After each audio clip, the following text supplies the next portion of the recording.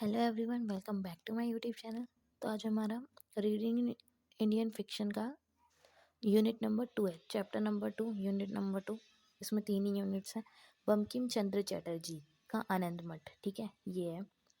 तो Anand Math is a narrative about the sannyas rebellions against the Muslim rulers and the British tax collector. तो आनंद मठ की story क्या है? एक संन्यास जो है पूरा रेबेलियन है, उसमें मुस्लिम रूलर्स के और ब्रिटिश टैक्स कलेक्टर के विरोध में ये पूरी स्टोरी है। तो अबाउट द नॉवेलिस्ट, तो बंकिम चंद्र जी के बारे में हम थोड़ा सा जानेंगे। Bankim Chandra Chatterjee is mostly known for writing the patriotic anthem Vande Mataram. Vande Mataram उन्होंने लिखा था।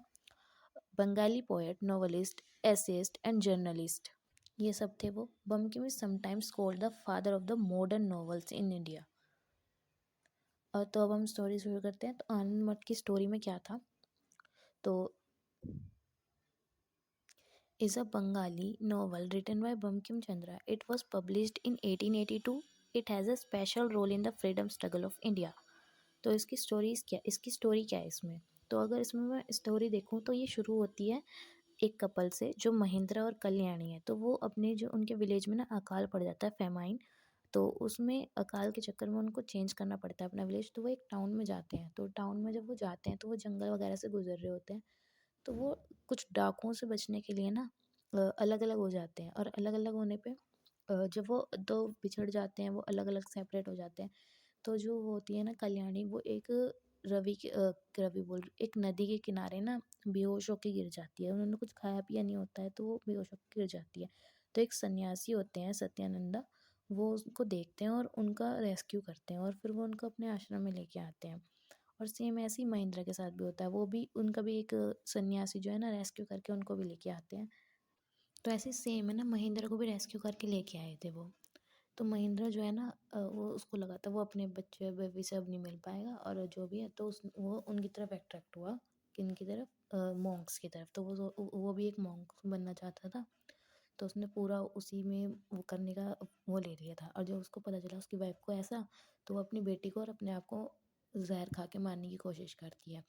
क्योंकि वो एक तरह से फिर वो बनेगी ना, क्योंकि महेंद्र का जो प्यार है उनकी तरफ, वो उसको एक मॉन्क नहीं बनने देगा, तो इसलिए वो मारने का वो करती है। पर कल्याणी है ना और उसकी बेटी वो ना बच जाते हैं, उनको मॉन्क्स बचा लेते हैं। तो फिर क्या होता है, एक मॉन्क को है ना वो जो अपने उसके ब्रिटिशर्स के खिलाफ विद्रोह करने के लिए ना वो ब्रिटिशर्स को लेके जा रहे होते हैं, अरेस्ट कर रहे होते हैं। तो वो अपने मॉन्क्स को पहचान लेता है जो कि ड्रेस में नहीं होते हैं। वो उनको पहचान लेता है और वो एक मॉन्क का गाना गाता है। तो वो समझ जाते हैं कि अच्छा ब्रिटिशर्स लेके जा रहे हैं और वो वहाँ पे जहाँ पे उनका आश्रम है वहाँ पे भी जाएंगे सबको अरेस्ट करने के लिए। तो वो वहाँ पे से सबको हटा देते हैं, ठीक है, उनका रेस्क्यू कर लेते हैं और वो एक अलग जगह पे शिफ्ट हो जाते हैं। तो इनका जो वो होता है वो ऐसे ही चलता रहता है, विद्रोह बढ़ता रहता है। फिर एक दिन क्या होता है कि जो वो है ना पूरे ब्रिटिशर्स आर्मी है ना उन पे अटैक करने के लिए आ जाती है। उनको पता चलता है तो वो रिवर को ना ब्लॉक कर देते हैं।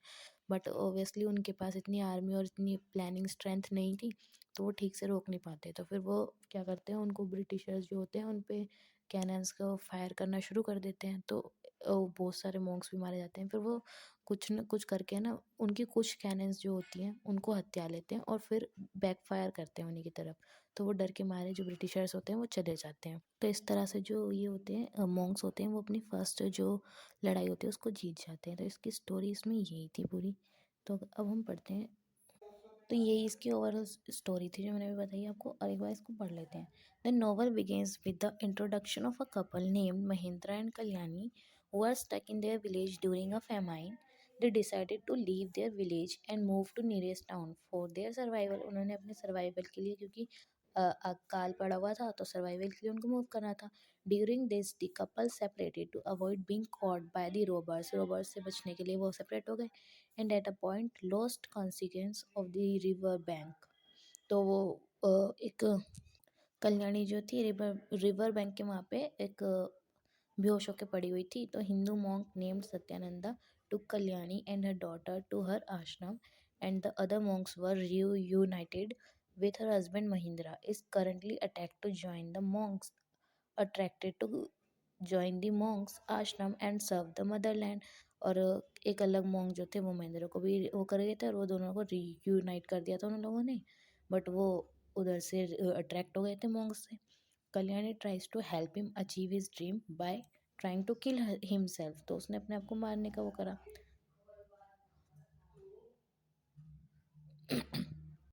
Satyananda joined him but was arrested by the British before he could help him. He noticed another monk who was not wearing his monk's cloth. He sang a song aimed at him. Another monk realizes the meaning of the song and rescue Kalyani and baby girl, takes them to the monk's dormitory. Mahendra, the leader of the rebels, noticed the three faces of the Mother India, the three idol representative important है कि महेंद्र ने किस तरह से जो country को represent किया था मदर की तरह। तो व्हाट मदर वॉज, पहला कि मदर क्या थी, वो थी एन आइडियल ऑफ गॉडेस जगत धात्री, मतलब एक दुनिया को जन्म देने वाली जगत धात्री, उनका कल्याण करने वाली। फिर वो बन गई, क्या बन गई, व्हाट मदर हैज़ बिकम, क्या बन गई वो बन गई काली, उसने काली का रूप ले लिया। फिर वो व्हाट मदर विल बी, अब वो क्या बन जाएगी, दुर्गा। अब इसके बाद वो दुर्गा बन जाएगी और जो भी वो होंगे ना ब्रिटिशर्स, उन सब पापियों का अंत कर देगी। तो gradually the rebels influence increase and their membership increase by encouraged.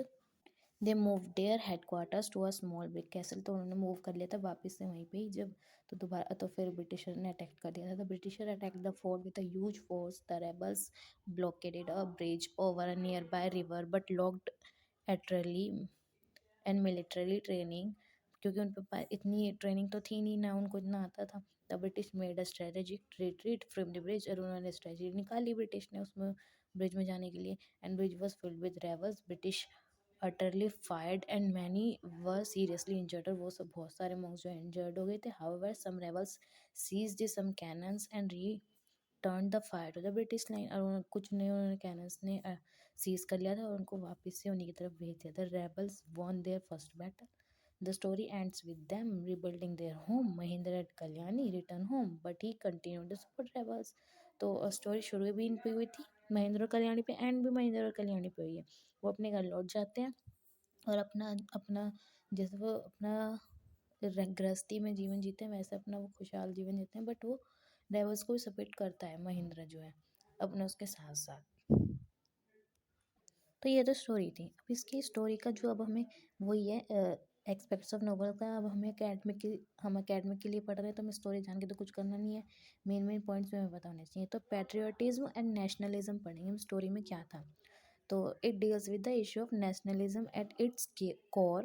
When Muslims were ruling Bengal and the British tax collector were exploited people, the Hindu sannyasi come forward the fight against the misgovernance. तो इसमें क्या हुआ था, ये पूरा जो है nationalism पे बेस्ड है। जब मुस्लिम और जो टैक्स ब्रिटिशर्स थे तो इनके खिलाफ सन्यासी लोगों ने फाइट लड़ी थी, वो सामने आए थे और जो वो अत्याचार कर रहे हैं उनके खिलाफ उन्होंने फाइट लड़ी। किस टाइम पे, उस टाइम पे जब वो पहले से ही अकाल से इतना पीड़ित थे, लोग अकाल की वजह से फैमिन की वजह से इतना सफ़र कर रहे थे उस टाइम पे। It can be said that in Anand Matha Bankim Chandra Chatterjee blended nationalism with religion by evoking an image of a goddess as mother India. उन्होंने एक रिलीजन को इसमें पार्ट दे दिया था क्योंकि उन्होंने मदर इंडिया को इसमें शामिल कर लिया था। It worked wonders to inspire people to imagine the Indian nation and come together to fight the colonial British. तो इसने एक मैजिकल की तरह वर्क किया था, लोगों में एक आक्रोश आ गया था और वो चाहते थे कि हम इंडिपेंडेंट हो। फिर है इश्यूज ऑफ जेंडर, इसमें जो इश्यूज दिखाए गए वो, women have been the worst victims of any calamity in a patriarchal order. पितृसत्ता के खिलाफ में, पितृसत्ता के women are given a secondary status compare to man, but Bankim does not see womens as secondary. ठीक है, उन्होंने में सेकेंड वुमेन्स को सेकेंड पे नहीं देखा था। In his realistic portrayal of society, he shows women to be a sufferers, but when it's come to nation building, Bumkin believes that women have a similar role to play as men. तो उन्होंने बोला कि उनका भी उतना ही role है जितना man का है। Indian society has traditionally been patriarchal, where women are seen as sub subordinate to man, मतलब कि जो एक पेट्रियार्कल सोसाइटी, हमारी पितृसत्तात्मक सोसाइटी है, वो वो वुमेन्स को मैन के कंट्रोल में देखती हैं। Bumkin was celebrating the feminine in his portrayal of the nation in terms of the mother and all its sons to be her devotee। तो उन्होंने कैसे फेमिनाइन को दिखाया था इसमें, क्योंकि उन्होंने मदर जो भारत माता बोला था, मतलब मदरलैंड बोला, और जो हम सब लोग हैं वो उनकी डिवोटी हैं। तो pointed out that women have a more significant role to play in national building than man. तो उन्होंने ये पॉइंट किया था कि हम वुमेन्स का रोल ज़्यादा है मैन से, कम नहीं है या वो सेकंड नंबर पे नहीं है। Bankim was a magistrate in the colonial administration. Bankim Chandra Chatterjee जो मैजिस्ट्रेट थे जब ब्रिटिश सरकार थी तब। He wanted his writings to inspire the youth to come forward and join the order of the mother to free India. तो उन्होंने ये लिखा था उनको इंस्पायर करने के लिए यूथ को, ताकि वो इंडिया को फ्री करने के लिए उनको ज्वाइन कर, मतलब लोगों को ज्वाइन कर सके और उसमें एक अपना पार्ट दे सके, अपने आप को भी थोड़ा सा कंट्रीब्यूट दे सके अपना भी।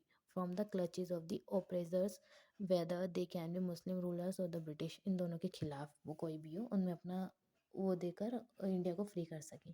तो इस पूरे चैप्टर में यही था। होप सो आपको ये पूरा समझ में आया होगा।